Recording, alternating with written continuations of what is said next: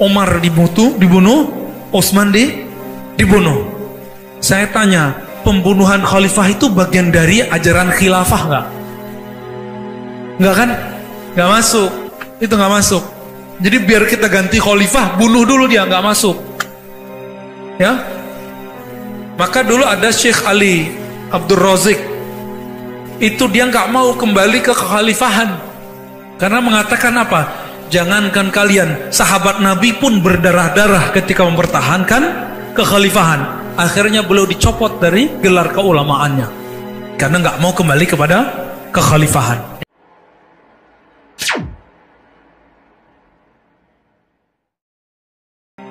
Siapapun presiden di Indonesia itu sudah nggak otoriter amat, maka Indonesia sudah siap untuk menyambut Imam Mahdi, itu maksudnya. Tapi negeri-negeri yang masih monarki itu belum siap. Maka nanti ciri-ciri Imam Mahdi akan datang, negara-negara Islam di dunia akan hilang semua monarkinya. Kenapa? Nabi SAW mengatakan akan muncul khilafah ala minhajin nubuwah yang tidak monarki lagi. Tapi sayang sekali ini kabar kurang sedapnya. Itu cuma 7 sanawat, itu cuma 7 tahun. Jadi Imam Mahdi nanti berkuasa cuma 7 tahun. Itu sedihnya. Namun jangan sedih dulu ya. Antum sampai ke zaman itu juga belum tentu ya. Jangan sedih dulu lah ya.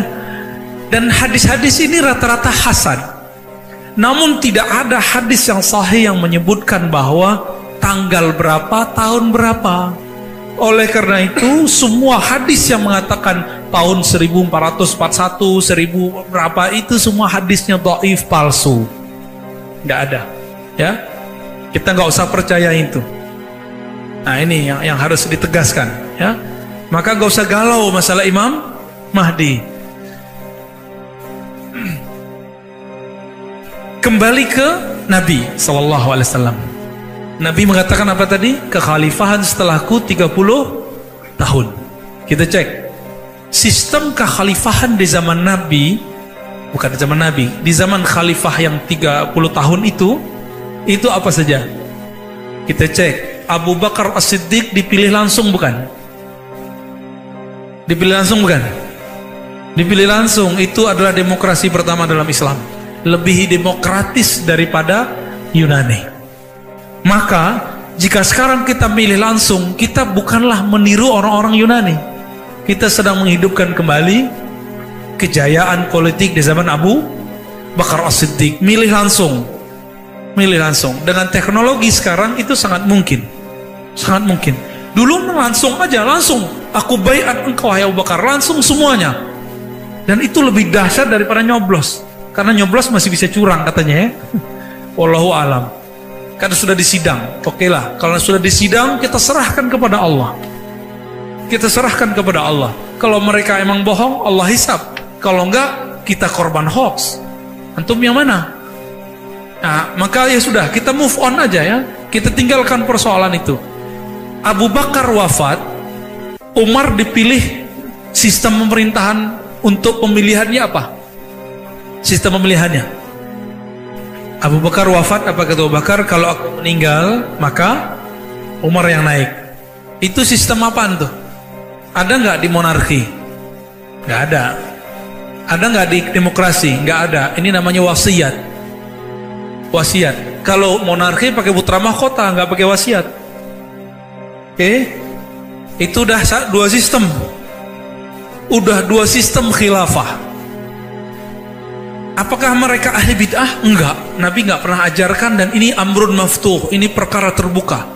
Yang ketiga, Umar sebelum wafat, beliau sudah kumpulkan orang-orang Arab sekitar Mekah Madinah yang kemudian dipilih perwakilannya. Ada perwakilannya Abdurrahman bin Auf, ada Talha, Zubair, ada Ali, ada Utsman.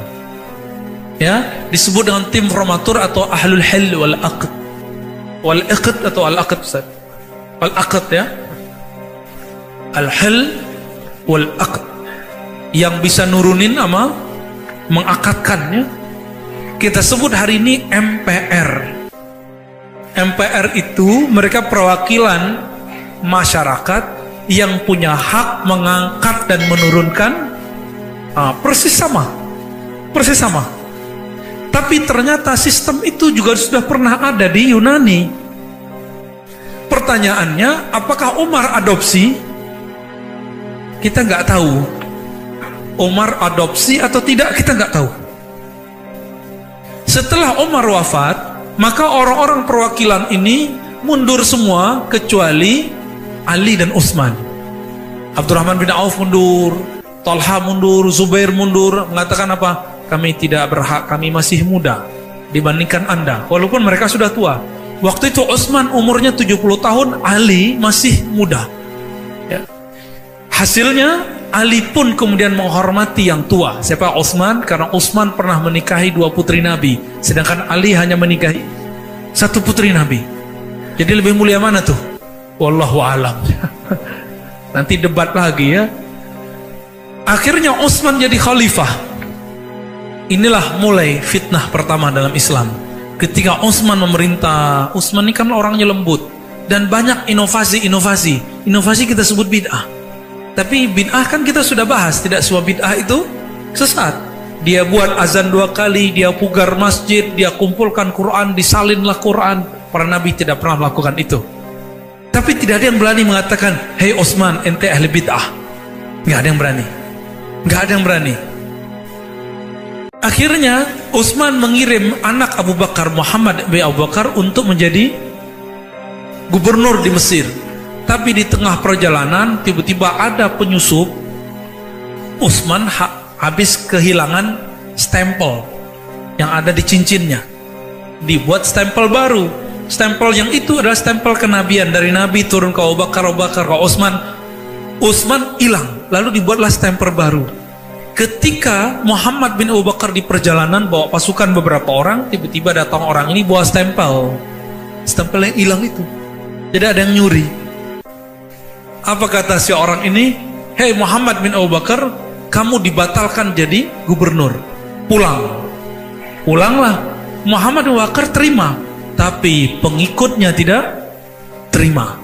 Kadang-kadang emang yang merusak imam itu pengikutnya. Yang merusak ustadz itu orang kiri kanan sampingnya. Kadang-kadang begitu. Coba aja antum melihat. Muhammad bin Abu Bakar dikompori, "Masa kamu sudah diangkat? Kamu kan anak khalifah pertama." Terus tiba-tiba diberhentikan. Ini Utsman nggak bener ya. Akhirnya pasukan itu bawa kawan-kawannya ke Madinah. Rumah Utsman dikepung 40 hari 40 malam. Di hari ke-40 Utsman bermimpi ketemu Nabi, ingin menjemputnya. Diceritakan ke Abu Hurairah, dan ternyata kata Abu Hurairah, hari itu adalah hari wafatnya Utsman setelah ditusuk berkali-kali, dikeluarkan isi ususnya, dan Utsman masih bisa hidup, masih bisa baca Quran. Qurannya masih ada bercak darahnya. Itu Quran cuma disalin dulu 6 eksemplar, 6 buah. Sekarang Quran kita udah di mana-mana ya, bahkan ada di Android. Bapak saudara Allah, maka perpindahan Utsman ke Ali mirip dengan Umar ke Utsman. Mati dulu, tapi matinya dibunuh. Umar dibunuh, Utsman dibunuh. Saya tanya, pembunuhan khalifah itu bagian dari ajaran khilafah nggak? Nggak kan? Nggak masuk. Itu nggak masuk. Jadi biar kita ganti khalifah, bunuh dulu dia, nggak masuk. Ya. Maka dulu ada Syekh Ali Abdul Razik. Itu dia nggak mau kembali ke kekhalifahan. Karena mengatakan apa? Jangankan kalian, sahabat Nabi pun berdarah-darah ketika mempertahankan kekhalifahan. Akhirnya beliau dicopot dari gelar keulamaannya. Karena nggak mau kembali kepada kekhalifahan. Ya. Akhirnya Utsman wafat. Yang tersisa dari Ahlul Halli wal Aqdi siapa? Ali bin Abi Thalib. Maka Talha, Zubair yang merupakan pengikut Utsman langsung baiat. Tapi sedihnya, itu Utsman dibunuh kapan? Utsman dibunuh di musim haji bulan Zulhijjah. Musim haji bulan Zulhijjah. Bolehkah bunuh orang di musim haji? Musim haji itu disebut bulan haram. Maka pembunuh Utsman laknatullah alaih, Allah laknat dia. Ya, dalam kitab-kitab ditulis laknatullah alaih ya. Saya jarang-jarang menggunakan kalimat ini ya. Seram juga kalimat laknat itu, kalau merinding juga ya. Telinga kita agak aneh rasanya dengar. Tapi begitu ulama-ulama menulis, Ibnu Katsir menulis laknatullah alaih. Akhirnya Talha Zubair mengejar kudanya supaya cepat sampai ke Mekah. Ternyata temannya Utsman dalam pemerintahan yang menjadi, kalau kita sekarang dewan pertimbangan presidennya adalah Sayyidatuna Aisyah. Talha Zubair, Umar, Utsman itu satu kelompok, satu fraksi. Dia kejar, ingin melaporkan bahwa Utsman sudah wafat dan sekarang yang naik adalah Ali bin Abi Thalib. Dan yang sedang haji umrah itu semuanya gubernur-gubernur yang diangkat oleh Utsman dan Umar sebelumnya, kecuali dua gubernur, gubernur Damaskus Muawiyah dan gubernur Basrah yaitu Abu Musa al-Ash'ari. Sama-sama sahabat Nabi, tapi lebih tua Abu Musa al-Ash'ari. Akhirnya sampailah Talhah dan Zubair di Mekah, membawa kabar itu. Semuanya sedih. Kenapa? Gubernur ini kan kehilangan induknya. Kenapa? Khalifahnya yang mengangkatnya yaitu Utsman sudah meninggal. Artinya mereka juga dicopot oleh Ali. Mereka dicopot semua oleh Ali. Namun hoax mulai berkembang. Bayangkan betapa bahayanya hoax ini. Karena hoax itu adalah tentara-tentara Dajjal. Apa hoaxnya? Yang bunuh Utsman itu adalah Ali dan teman-temannya. Ali adalah otak provokator yang menggerakkan kematian pembunuhan Utsman. Aisyah mendengar itu langsung marah. Apa kata Talha Zubair? In qatalti qatalna. Jika engkau berperang, kami berperang wahai ibunda Aisyah. Akhirnya Aisyah bawa pasukan yang disebut pasukan Jamal. Apa arti Jamal? Jamal, bukan Jamal ya. Camel, apa artinya? Onta. Dibawalah, karena Aisyah itu harus pakai tutup muka supaya tidak terbuka, maka diambillah onta yang punya 2 punuk, lalu dibuat kemah di atasnya. Yang memimpin perang saat itu pertama kali dalam Islam perempuan, tapi tidak bisa melihat ke depan secara leluasa. Maka Ibnu Umar teringat, wah, saya teringat sebuah hadis, la yufliha qaumun, ya, tidaklah sukses satu kaum yang memimpin mereka seorang walla amrahum imra'atun, yang memimpin mereka adalah seorang perempuan. Itu Nabi lagi ngomong tentang orang Persia yang dipimpin oleh putri kecil. Kata Ibnu Umar, jangan-jangan mirip nih. Tapi Ibnu Umar sudah punya firasat, ini pasti kalah. Ibnu Umar waktu itu masih golput. Jadi gerakan golput itu emang sudah ada, tapi nggak banyak. Sampai di Madinah apa yang terjadi? Orang-orang Aisyah mengirim ke diplomat, utusan ke Ali. Terjadi dialog-dialog dan nggak selesai. Kata orang Aisyah, yang bunuh nih kalian, yang bunuh Utsman kalian. Kami nuntut, beri kami kesempatan untuk menghukum, atau Anda hukum pembunuh Utsman, atau jangan-jangan Ali sendiri bunuh Utsman. Apa kata Ali? Ali cuma jawab, lastu biqatilihi, aku bukan yang membunuhnya. Tapi Ali tidak mendatangkan bukti. Akhirnya orang-orang Aisyah kemudian marah. Sampai jam 5 sore, sampai jam 6 sore perdebatan belum selesai. Makanya demo kalau sudah lewat jam 5 pasti chaos. Itu sejarahnya sudah jelas. Ini sejarahnya sudah jelas. Kira-kira tahun 37 ini ya, 37 Hijriah.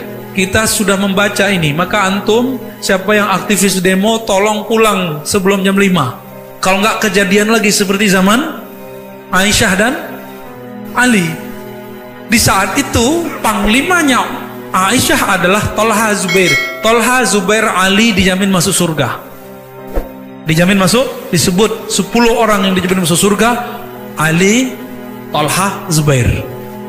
Talha nomor 5, Zubair nomor 6. Ini masuk surga, ini masuk surga, tapi beda 01 sama 02. Ya kan? Yang memerintah saat itu siapa?